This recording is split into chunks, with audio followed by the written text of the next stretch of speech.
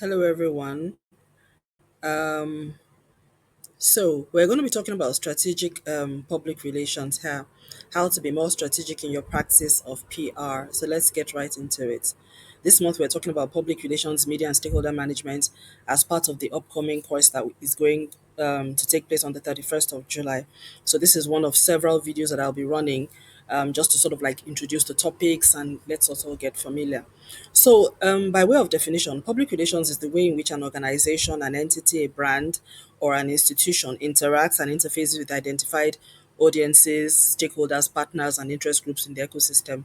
And the whole idea is to help to create space and support for the fulfillment of the mission of the organization, whatever that may be. And like I said, this is something that is very important. And I think the bigger your business or your institution or organization is, the more necessary it is for you to have some people who are managing these relationships for you as a full-time job, as opposed to other people in the organization who only come in every now and then when it's like when it's for big things, big conversations. So, public relations helps a business or a brand to create goodwill. And the reason why I'm using business or brand is so that we don't have it in our mind that it's only for private sector. Everything that we're saying today applies across whether public sector, private sector, government, institutional, policy, non-profit. These are multi-purpose. It's for everybody because the point is whether you whatever it is you are doing, you need the goodwill of society to continue doing it. If society say they don't want you around, then you cannot continue. If you're a hospital, you're a school, you're an NGO, you're a church, faith-based organization, whatever it is, you need the support of society. If society believes that whatever it is you're doing doesn't make sense anymore, you can't continue. So and you don't wait until the day problem comes to your door. So you go out of your way to participate in society, and make sure that you are a good neighbor. So that's precisely what public relations specialists help you with. It's about creating goodwill, earning a trusted space, building collaborative alliances, achieving recognition, being visible, and being a respected and a welcome presence in the ecosystem and in all spaces that are relevant to your interests. So, strategic public relations takes a comprehensive approach. So, when we say put the strategic in public relations, it is when you are thinking ahead of what the full remit of everything that your organization does, and then you are making sure that every point at which your brand or your business or your organization or your institution interacts with the external world, you are working towards that agenda of influencing behaviors, winning support, gaining acceptance, building relationships, in an ethical and sustainable manner. And we emphasize on that point of ethics because it's important for public relations specialists and anybody managing relationships with the external world on behalf of your business or somebody else to know that there are ethical boundaries. And the leaders in those organizations too, I think it also helps if they put those boundaries in place and they document it and they train their staff so that they know that if certain demands come, you cannot do this, this is what you can do, these are the do's and the don'ts, these are the limits of things you can authorize. You must not, don't honor requests of this nature. The do's and all of that has to be put down. And that's part of being strategic in your PR.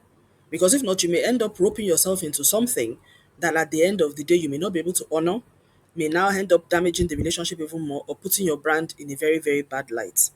So there needs to be guidelines around how you manage your PR. That's part of being strategic. Now, to give an example of what public relations specialists do, and this list is not exhaustive because I mean we have PR people who manage community relations, government relations, investor relations, political relations, industry relations. There's so many, as many stakeholder groups as there are.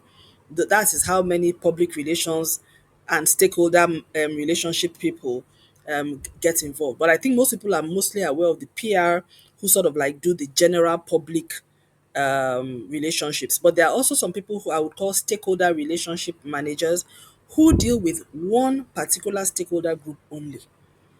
They are really, really specialists. So sometimes it may be government relations, it may be community, some it may be policy makers, and all of that. So, and there are people who really, they will understand that space very, very well. Some is even industry relations, some it may be the joint venture relationship with joint venture partners. But typically the companies will determine which relationships are so key. They are so, before a company will say give somebody a job to manage a relationship as a full-time job, that means that that relationship is very important. Is make or match. In fact, that relationship is probably depending, is what will determine profit or unprofitability, and that happens a lot.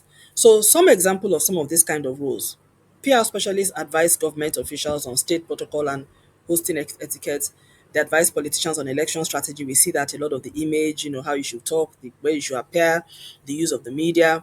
They also advise CEOs on how to navigate political complexity, manage regulatory relationships, very, very important, because a lot of regulators, each one has their own, they have their peculiarities. There's some you just have to go and play golf, you know what I mean? So you just really don't have to know how to do, and some you have to appear at their conferences, exhibit, take a stand, and all of that. So managing those relationships, PR specialists help with that.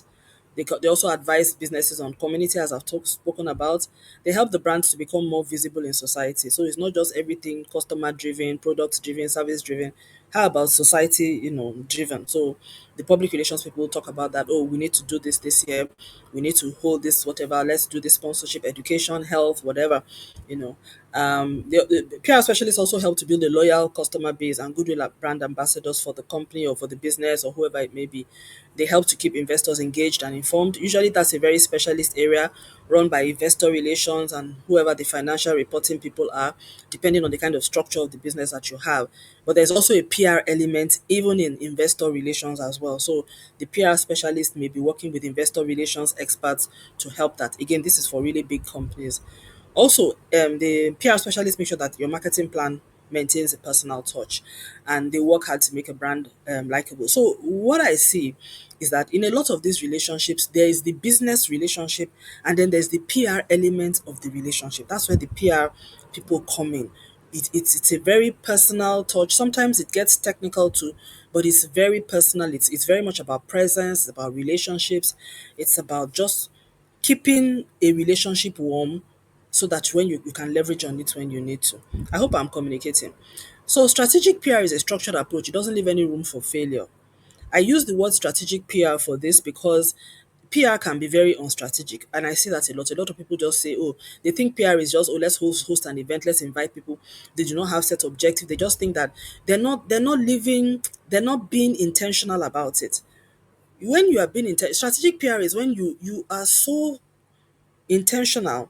You run everything from point A to B to make sure that if it's that I want this man to support our project, or this lady or this individual to support our project, everything that we plan from the day when we meet them at the airport, we host them for dinner, we invite them to our offices or whatever, is going to be geared towards giving them all the information that they need, so that at the end of the day they're going to approve our project.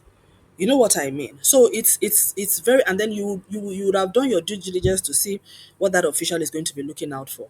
So it's not just about, oh, let's invite him to our offices, let us take them around our facility. No, you are really planning every step, and you'll have done your due diligence about, like I said, this kind of person.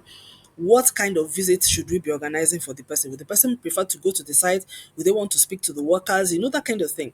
So it's not just, you will have dinners, you will have all of that, but it's not just about the food. There's a whole structure, and there's something that you're trying to achieve. So you are very detailed, you design, and all of that, and you work with the business. So if a strategic PR plan should ask the following questions, and these are my list of what I think a strategic PR plan should ask. And by the way, I mean, just to say this offside, in this field, PR and communications, I found out that knowing the right questions to ask is almost like 50 to 80% of the work done.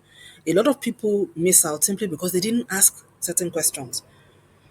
And I've seen some comms people do that, where you allow people to just come and say, we are going to do this. You're not asking why.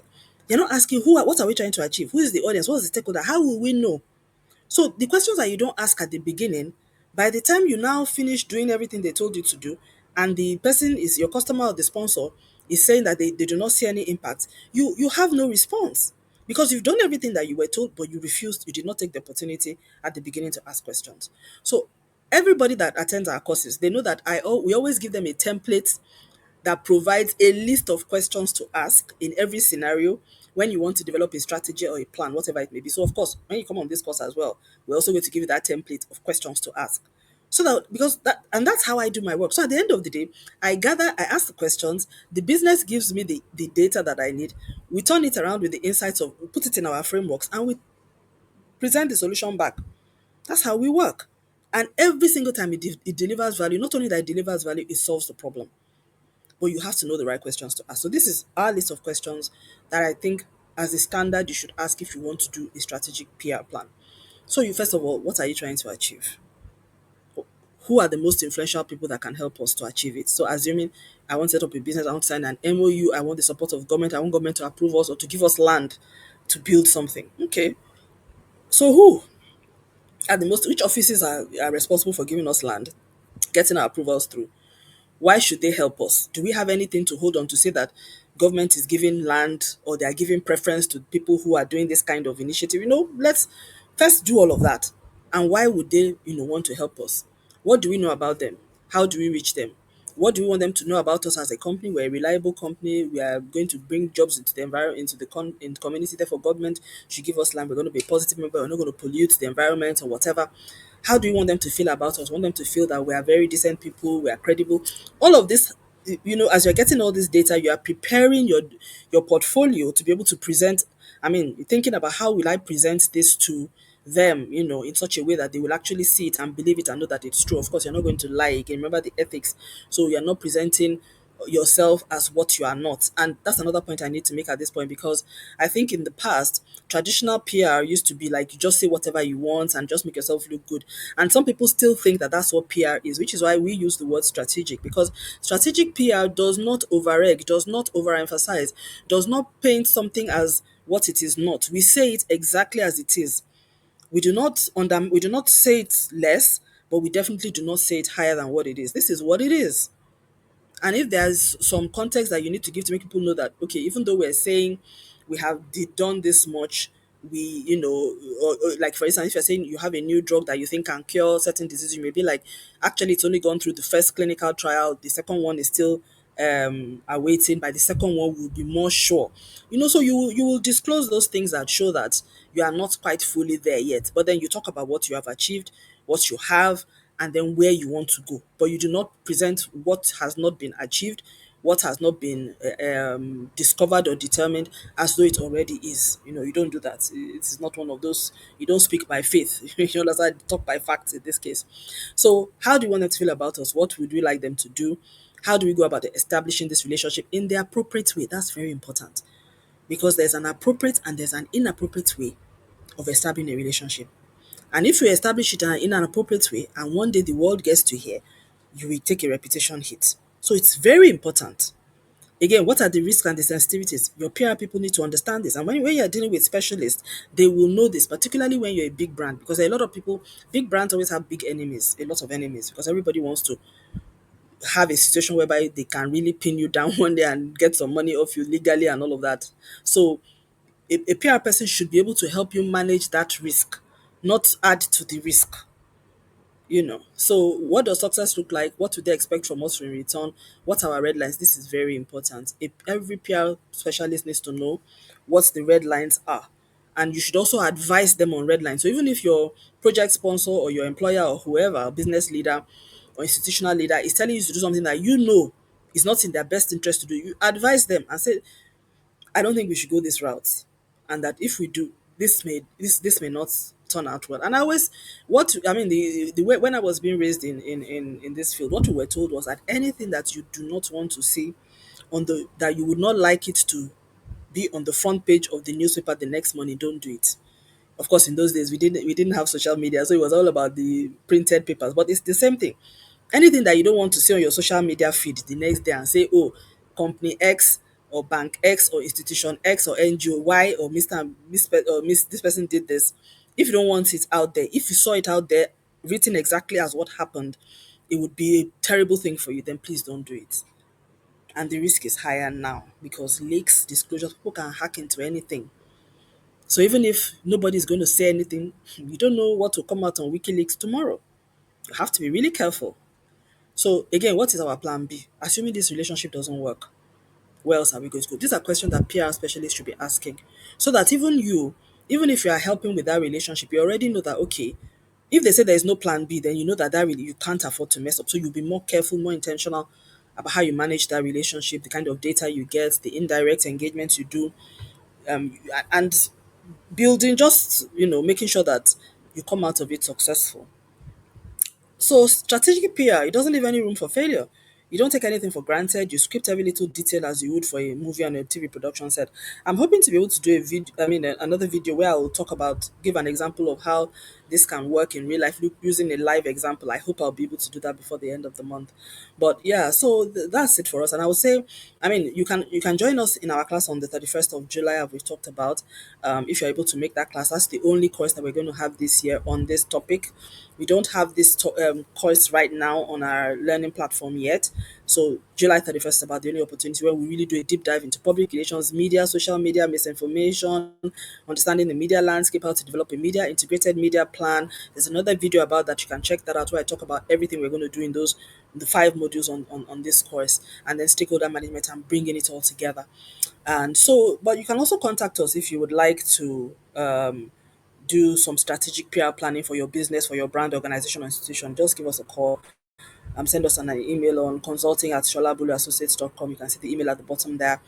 And we also do media training for senior executives. If you are based in Nigeria, it's easier for us to do this in person, preferably in Lagos State. Otherwise, we can also do virtual as well. And social media awareness training for employees is very, very important. You should also have a social media policy, for your organization, depending on how big it is, where people, governance around how you post, what you can post, how you respond on social media, and all of that, and also for your staff in terms of how they engage on social media on issues around your business, your sector, and the company, and everything around that. Like I said, the bigger the brand is, the bigger the exposure, and this is the world in which we live in right now. So that for this recording, I hope it has been useful for you, and I would like to see you in class on the 31st of July. If not, please contact us. Drop me a line. You can always reach me at training at Shola Bulu Associates or consulting at Shola Bulu Associates. We are a consulting firm. We're also a training firm. We do both simultaneously. So we work with corporate entities. We also train staff, employees, and also people, professionals who come to us one on one for any of our either online courses or to our learning platform. By the way, our learning platform, this is at the bottom here, bottom left, learn.sholabuluassociates.com. We have about 4 courses currently accredited, rolling up line, and people are enrolling, and people who can join our live online classes. So wherever you are in the world, you can actually go on Learn and have a video that is exactly like this of me speaking with you. But the added advantage is that you can also interact with me real time by sending me an email or a comment on the chat, and I commit to answering all your questions. The courses run for about 6 weeks. You have access to the content for 6 weeks, after which it's timed out. But in those 6 weeks, you can ask me any question about anything that has to do with the course content, and I will respond via a very detailed email and a voice note or whatever it is that works to get the message across. So look forward to seeing you online very soon. Thank you.